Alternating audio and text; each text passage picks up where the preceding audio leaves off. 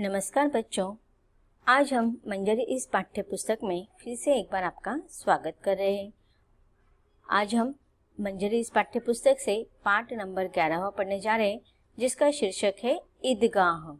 ईदगाह इस पाठ का यह सेशन नंबर पहला है। एक छोटी सी कहानी है जिसमें एक छोटे से बच्चे के बारे में हमें बताया गया है। इस पाठ के लेखक प्रेमचंद जी है। इस पाठ को पढ़ने से पहले हम लेखक प्रेमचंद इनका संक्षिप्त जीवन परिचय हासिल कर लेते हैं।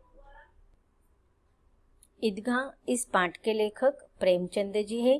प्रेमचंद इनका जन्म ईदगाह इस पाठ के लेखक प्रेमचंद जी है। प्रेमचंद इनका जन्म सन 1880 ईस्वी सन में लमही वाराणसी में हुआ था। एक कहानी और उपन्यास सम्राट के रूप में प्रसिद्ध है। इनके प्रसिद्ध उपन्यास है सेवा सदन, निर्मला, रंगभूमि, कर्मभूमि, गबन, गोदान आदि। इनकी कहानियों का संग्रह मानसरोवर नाम से 8 भागों में प्रकाशित है। इनका साहित्य समाज सुधार, राष्ट्रीय भावना और सामान्य जनजीवन की घटनाओं से परिपूर्ण है।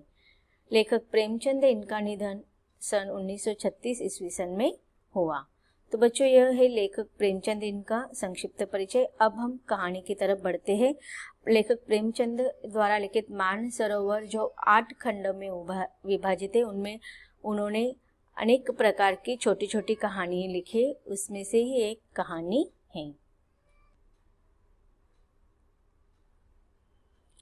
तो बच्चों, आज हम ईदगाह यह कहानी पढ़ने जा रहे हैं। ईदगाह का अर्थ होता है कि रमजान के समय जब 1 महीने का उपवास किया जाता है, उस रमजान के समय सारे लोग प्रार्थना करने के लिए जाते हैं मस्जिद में, और जिस स्थान पर यह सारे लोग इकट्ठा होकर एक साथ प्रार्थना करते हैं, उस स्थान को ईदगाह कहा जाता है। प्रस्तुत कहानी ईदगाह में लेखक ने बाल मनोविज्ञान का सुंदर चित्रण करते हुए बालक हामिद के प्रति दादी के वात्सल्य को और दादी के प्रति हामिद के प्रगाढ़ प्रेम को दिखाया गया है।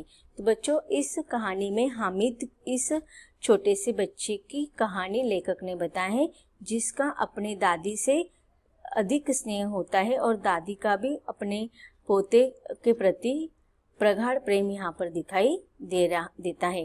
ये जो कहानी है वह अलग अलग 3 प्रसंगों में विभाजित किया गया है। पहला भाग हम देखेंगे। रमजान के पूरे 30 रोज़ों के बाद आज ईद आई है। अब रमजान के दिनों में पूरे 1 महीने तक उपवास किया जाता है और अंतिम जो दिन होता है उसे हम ईद के रूप में मनाते हैं। कितना मनोहर, कितना सुहावना प्रभात है। वृक्ष पर कुछ अजीब हरियाली है, खेतों में कुछ अजीब रौनक है, आसमान पर कुछ अजीब लालिमा है। आज का सूर्य देखो कितना प्यारा, कितना शीतल है, मानो संसार को ईद की बधाई दे रहा है। जब हम कहते ना कि देखिए, जब हमारा मन उत्साहित होता है, आनंदित होता है, तो सारा संसार हमें आनंदी दिखाई देता है। और ऐसा ही हमारे यहाँ पर जब कोई उत्सव होता है, त्योहार होता है, तो सारे लोग हमें खुश नज़र आने लगते हैं। तो रमजान के बाद जो ईद आई थी, उसके बाद किस प्रकार से प्रकृति आनंदमय है, सारे लोग खुश हैं, आनंदी है, इसका वर्णन यहाँ पर लेखक ने किया है कि सुबह से ही सब जगह पर प्रसन्नता ही दिखाई दे रहा था। सब जगह हरियाली फैली है, अजीब रौनक सब दिखाई दे रही है। आसमान पर भी एक तरह की लालिमा फैली हुई है।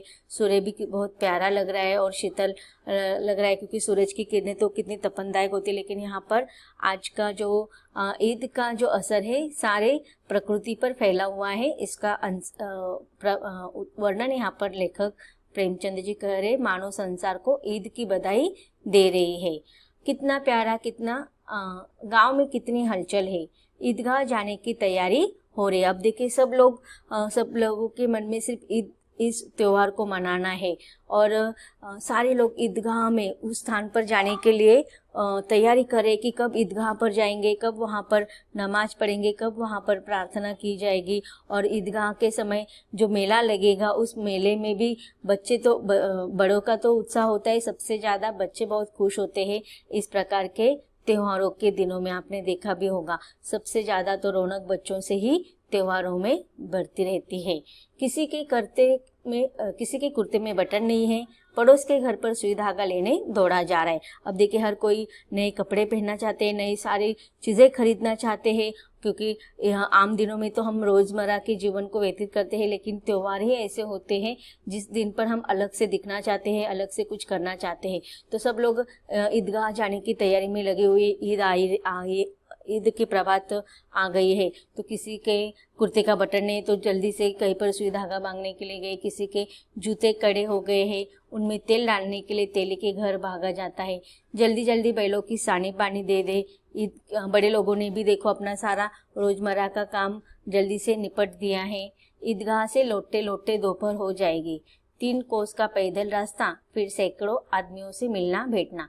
अब देखिए, यहाँ पर जिस गांव में ईदगाह मना जा रहे हैं, जिस गांव का यह वर्णन किया गया है, तो वहां से उस गांव से ईदगाह जाने तक का जो रास्ता है वो 3 कोस लंबा है।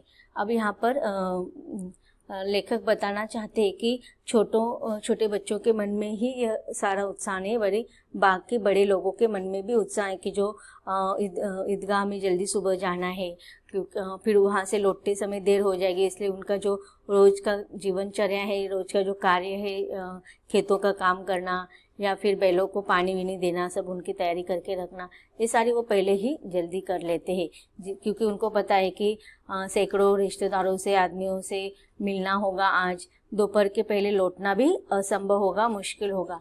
लड़के सबसे ज़्यादा प्रसन्न है। किसी ने एक रोज़ा रखा है, वह भी दोपहर तक। अब देखिए, जो बड़े लोग होते हैं वह महीने भर का रोज़ा रखते हैं, लेकिन छोटे बच्चे जिद करते हैं, लेकिन घर वाले उनको रखने नहीं देते। तो कोई कोई पहले दिन और लास्ट के दिन भी रोज़ा रख सकते हैं। तो किसी ने एक रोज़ा रखा है, वह भी दोपहर तक। कोई कोई एक दिन का रोज़ा भी रख सकते हैं दोपहर तक, किसी ने वह भी नहीं। लेकिन ईदगाह जाने की खुशी उनके हिस्से की चीज़ है। अब देखो, बच्चों को उपवास करने की या कुछ भी और खरीदने की वो सब चिंता नहीं रहती, उनको तो सिर्फ जो भी त्यौहार आता है वह खुशी मनाने की उनकी ही होते, और उस पर उनका सबसे ज़्यादा हक भी होता है। रोज़े बड़े बूढ़ों के लिए होंगे, इनके लिए तो ईद है। अब देखिए, यहाँ पर रोज़े का अर्थ क्या होता है, पूरे 30 दिन तक उपवास करना होता है। और ये तो सब कौन करते हैं, घर के बड़े बूढ़े लोग, घर के जो बड़े लोग हैं, बुजुर्ग लोग ये करते हैं। लेकिन छोटे बच्चों को तो सिर्फ उस रोज़े से कुछ मतलब नहीं होता है, उपवास से कुछ मतलब नहीं होता है। उनको तो सिर्फ ईद आ रही है, बस त्यौहार आ रहा है, और उनका तो उस पर सबसे ज़्यादा अधिकार है, इसलिए वह सिर्फ ईद मनाएंगे।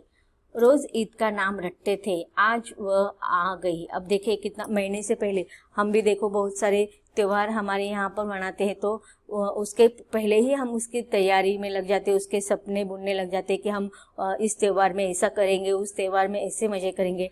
तो यहाँ पर भी देखो, लगभग 1 महीने का उनका जो रोज़े का सिलसिला था वह अब मिट गया है, और ईद का नाम रटते रटते वह दिन आ गया जिस दिन ईद त्यौहार था।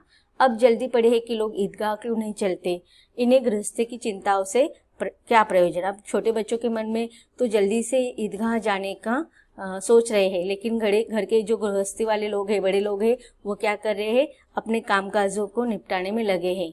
सेवई के लिए दूध और शक्कर घर में है या नहीं, इनकी बला से ये तो सेवैया खाएंगे।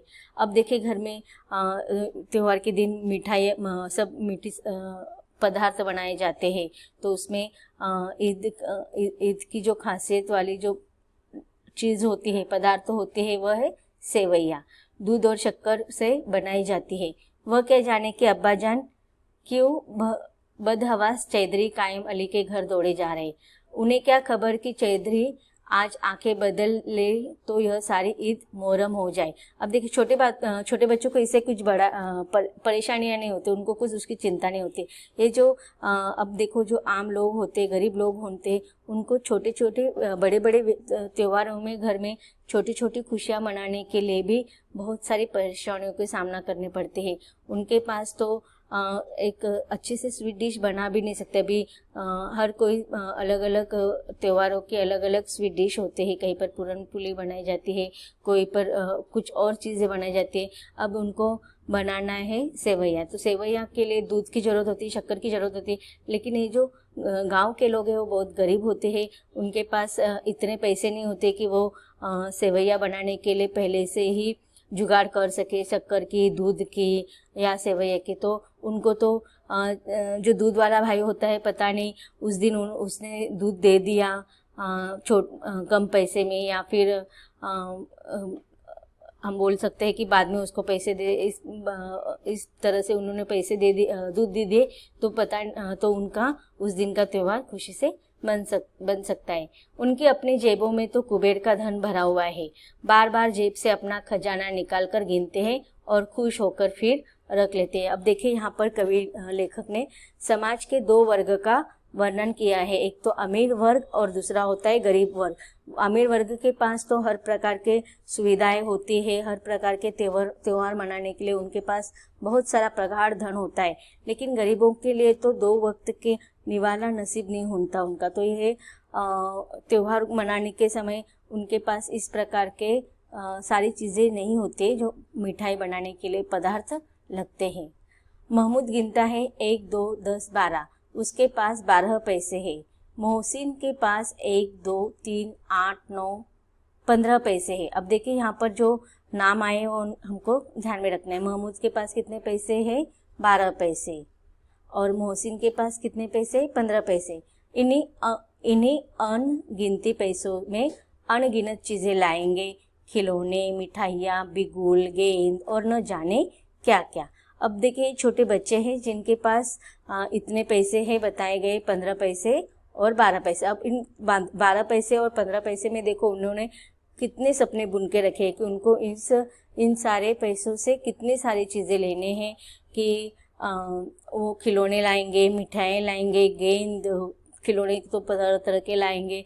और सबसे ज़्यादा प्रसन्न है हामिद। अब देखिए हमारे इस कहानी का प्रमुख पात्र है हामिद।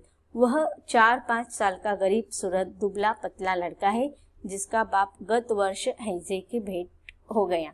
और अब देखिए यहाँ पर जो हामिद के बारे में बताया गया है उसका वर्णन किया गया है। आपको पूछा जा सकता है तो आपको उसके बारे में लिखना है कि हामिद एक 4-5 साल का गरीब सूरत वाला दुबला पतला लड़का है जिसके माँ और पिताजी गुजर गए हैं। अब उसके पिताजी की मौत पिछले वर्ष हुई थी, गत वर्ष मतलब पिछले वर्ष। और किसके वजह से हुई थी? कि हैजे के वजह से, हैजे इस बीमारी के वजह से उनकी मृत्यु हो चुकी थी। और माँ न जाने क्यों पीली होती एक दिन मर गई। अब देखिए हामिद के पिताजी की मृत्यु के बाद उनकी माँ बार बार बीमार पड़ने लगी। वह कुछ बोलती नहीं थी, लेकिन अपनी बीमारी को शायद चिंता के कारण, पिताजी की मृत्यु हो जाने के कारण उनके माँ ने थोड़ा टेंशन ले लिया होगा चिंता के वजह से। और अगर वो बीमार रहती होगी तो बीमारी का इलाज कराने के लिए उनके पास पैसे नहीं होगी, तो इस प्रकार से पीली होती होती एक दिन वह भी मर गई। किसी को पता न चला क्या बीमारी है, कहती भी तो कौन सुनने वाला था। दिल पर जो कुछ बीतती थी वह दिल में ही सहती थी, और जब न सहा गया तो संसार से विदा हो गई। तो देखो यहाँ पर गरीब वर्ग का वर्णन करते हुए लेखक ने बताया है कि किस प्रकार से हामिद के पिताजी के मृत्यु के बाद उसकी माँ की भी बहुत दयनीय अवस्था हुई थी। अपने परिस्थिति के बारे में वो किसी से बात नहीं कर सकती थी, और इस प्रकार अपने सारे दुखों को, अपने सारे दर्द को, अपने सारी वेदना पीड़ा को वह अपने ही सीने में चलकर बंद करके उसकी मृत्यु हो गई, क्योंकि उसके दुख को सुनने वाला, उसके दर्द को बांटने वाला और कोई था ही नहीं। अब हामिद अपनी बूढ़ी दादी अमीना की गोद में सोता और उतना ही प्रसन्न है। अब देखिए हामिद के माता पिता नहीं है, तो उसका पालन पोषण किसने किया है? हामिद की बूढ़ी दादी ने, अमीना, इन्होंने किया है। उसके अब्बाजान रुपए कमाने गए हैं, बहुत सी थैलियाँ लेकर आएंगे।